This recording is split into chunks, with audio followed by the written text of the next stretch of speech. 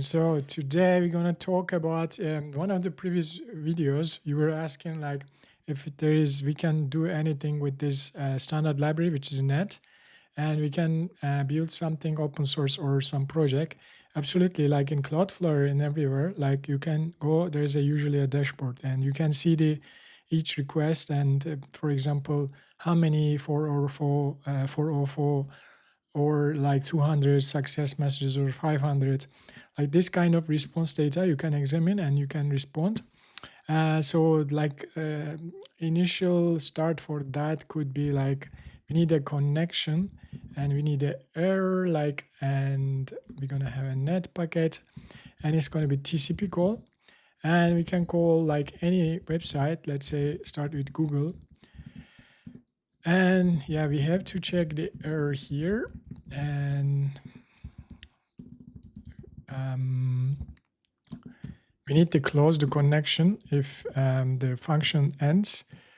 And then here, actually, this is only establishing the connection. So if we want to do something with it, we have to come here and we have to write, because yeah, it has this write functionality. And we basically say, yeah, just get request and HTTP. We gotta write the version, and this is gonna be yeah, just this, and we're gonna just see what kind of response we are getting. For that, we use, like, if you follow the previous videos, we use this buff.io reader and we pass the connection, and this is our reader, basically reader. So it's gonna buffer the response and just get through, and we need to each line to be able to, yeah, gather some data.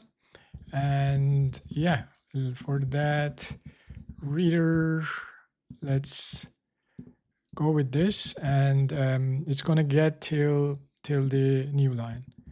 And if error is not nil, then we have to check if the error is end of file. Then we just break the loop. Otherwise there's a real error, then we're gonna panic. And this should be done here, because yeah, we have to check if the strings contains the line, and with the, like, for example, set cookie. So if the line has the set cookie, let's write it here.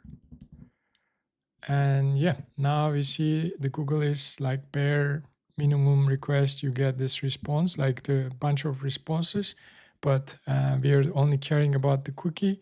And there's one cookie is, yeah, there is this cookie Google is using. And for example, this is some sort of data. You can show it in the dashboard. You can also read the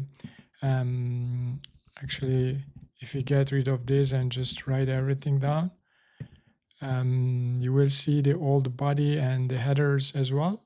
And you can see the, for example, you can gather this information, which is 200, but it's not always 200, and you can get some sort of aggregator for the status code or content type, like anything, like it could be security related.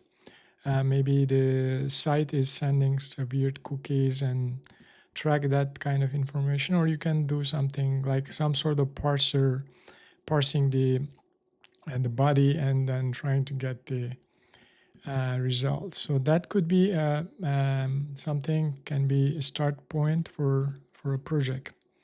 And that's it for today. I will see you in the next one.